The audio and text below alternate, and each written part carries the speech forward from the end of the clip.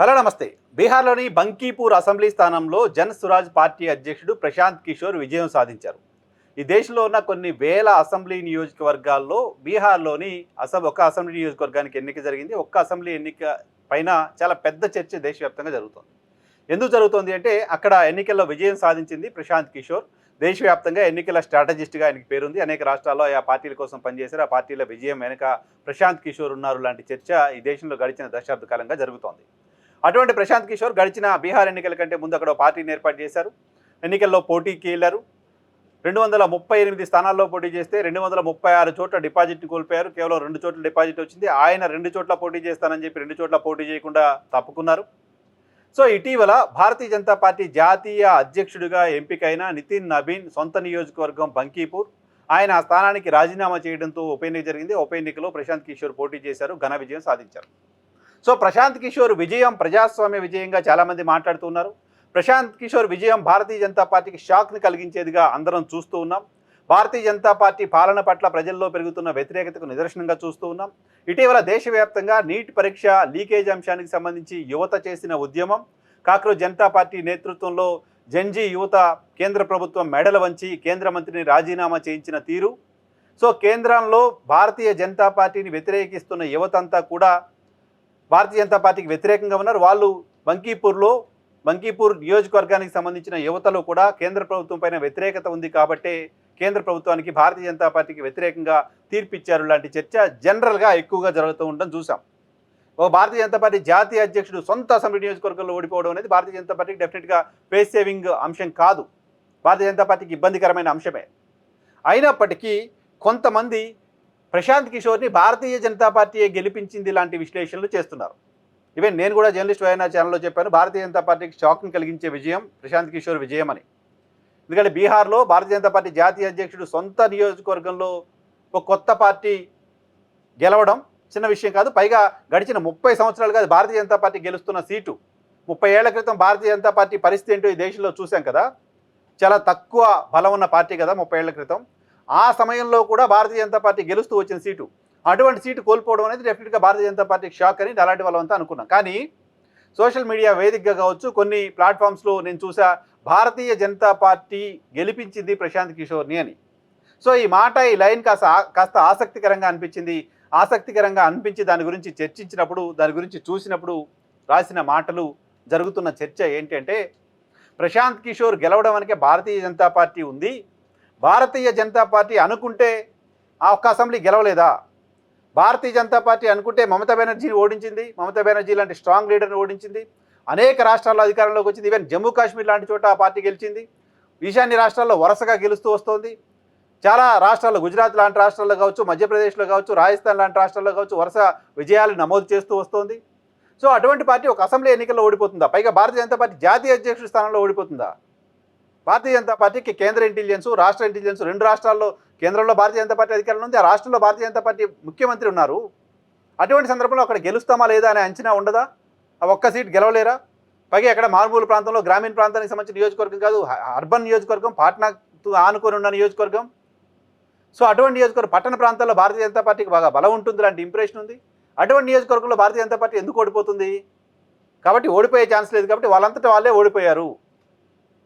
వాళ్ళంతటా వాళ్ళే ప్రశాంత్ కిషోర్ని గెలిపించారు అనే చర్చ జరుగుతోంది. అంటే భారతీయ జనతా పార్టీని ప్రజలు తిరస్కరించినప్పటికీ కూడా అది భారతీయ జనతా పార్టీని ప్రజలు తిరస్కరించినట్లు కాదు, భారతీయ జనతా పార్టీ తనకు తానే ఓడిపోయినట్లు అని నమ్మే జనం, అని నమ్మించే ప్రయత్నం జరుగుతుంది. అలా నమ్మే వాళ్ళ సంఖ్య ఉంది దేశంలో డెఫినెట్గా. ఇప్పటికీ ఈ దేశంలో ఎన్నికలు జరిగిన చాలా సందర్భాల్లో ఈవీఎంలకు సంబంధించిన చర్చ చూస్తున్నాం. ఎన్నికల కమిషన్ చేస్తున్న వ్యవహారం చూస్తున్నాం. ఎన్నికల కమిషన్ చేస్తున్న డ్రామాలు చూస్తున్నాం. ఇవన్నీ చూసిన తర్వాత ఎన్నికల కమిషన్ చేతిలో ఉండి, ఈవీఎంలు చేతిలో ఉండి, రాష్ట్రంలో అధికారంలో ఉండి, కేంద్రంలో అధికారంలో ఉండి, పైగా ఆ సీటు భారతీయ జనతా పార్టీ జాతీయ అధ్యక్షుడు అయి ఉండి ఎలా ఓడిపోతారు? ఛాన్సే లేదు కదా. వాళ్ళు కావాలని గెలిపించారు. ఎందుకు గెలిపించుంటారు కావాలని? దీనికి కూడా చాలా ఆసక్తికరమైన విషయాలు వెలుగులోకి వస్తున్నాయి. ఎందుకు గెలిపించుంటారంటే భారతీయ జనతా పార్టీ పైన దేశవ్యాప్తంగా పెద్ద వ్యతిరేకత వచ్చింది కాబట్టి, అటువంటి వ్యతిరేకత గతంలో కూడా 1-2 సందర్భాల్లో వచ్చినప్పుడు 1-2 ఎన్నికల్లో భారతీయ జనతా పార్టీ ఓడిపోయినట్టు నటించింది. ఆ వ్యతిరేకత అక్కడితో సర్ప్రైజ్ అయిపోతుంది. ఆ తర్వాత ఎన్నికల్లో మాత్రం మళ్ళీ భారతీయ జనతా పార్టీ తమ దగ్గర ఉన్న అన్ని వ్యూహాలని ఎలక్షన్ కమిషన్ని మిగతా అన్నింటినీ వాడుకొని గెలిచే ప్రయత్నం చేస్తుంది, గెలుస్తూ ఉంది అని చెప్తున్నారు. దాంతో పాటు ఇప్పుడున్న ఈ మొత్తం వ్యతిరేకత, ఈ విజయం కారణంగా భారతీయ జనతా పార్టీ పైన కోపం ప్రజల మైండ్లో నుంచి వెళ్ళిపోతుంది. ప్రజలు ఓకే భారతీయ జనతా పార్టీ ఓడించామనే ఒక కాన్ఫిడెన్స్లోకి వెళ్ళిపోతారు. కాబట్టి ఇక వ్యతిరేకతను ఎక్కువ క్యారీ చేసే పరిస్థితిలో ఉండరు. సైకలాజికల్గా ఆ ఎమోషన్ని, భారతీయ జనతా పార్టీ పట్ల వ్యతిరేకంగా ఉన్న ఎమోషన్ని ఎక్కువ కాలం క్యారీ చేసే పరిస్థితి ఉండదు. భారతీయ జనతా పార్టీ అక్కడే ఓడిపోయింది, అయిపోయింది ఇంకా పని అనుకుంటారు అని కొంతమంది చెప్తుంటే, బీహార్ రాజకీయాల్లో ఆర్జేడీ పార్టీని తుడిచిపెట్టే కుట్ర, బీహార్ రాజకీయాల్లో ఆర్జేడీ పార్టీని లేకుండా చేసే కుట్ర, బీహార్ రాజకీయాల్లో జేడీయూ పార్టీని లేకుండా చేసే కుట్ర. జేడీయూ ఇప్పటికీ భారతీయ జనతా పార్టీతో పొత్తులో ఉంది. నితీష్ కుమార్ని అర్ధాంతరంగా ముఖ్యమంత్రి పదవి నుంచి తప్పించి ఢిల్లీకి తీసుకెళ్లిపోయారు. ఇంకా ఆయనకు మంత్రి పదవి కూడా ఇవ్వలేదు. భారతీయ జనతా పార్టీ అభ్యర్థి అక్కడ ముఖ్యమంత్రి అయ్యారు. భారతీయ జనతా పార్టీ అక్కడ జేడీయూని ఆల్మోస్ట్ మింగేస్తోంది. నితీష్ కుమార్ తనయుడు అక్కడ ఉప ముఖ్యమంత్రిగా ఉన్నప్పటికీ అతనికి సంబంధించిన ఎఫిషియన్సీ పైన జేడీయూ నాయకులు కూడా ఎవరికి హోప్స్ లేవు. కాబట్టి నితీష్ కుమార్ కూడా వయసు భేదపడింది. కాబట్టి ఇక జేడీయూ ఆల్మోస్ట్ భారతీయ జనతా పార్టీలో కలిసిపోయింది, కలిసిపోక తప్పని వాతావరణం ఉంది, ఇలాంటి ఇంప్రెషన్ ఉంది. సో అక్కడ ఆర్జేడీ వరుస ఓటములతో ఇబ్బందులు పడుతోంది.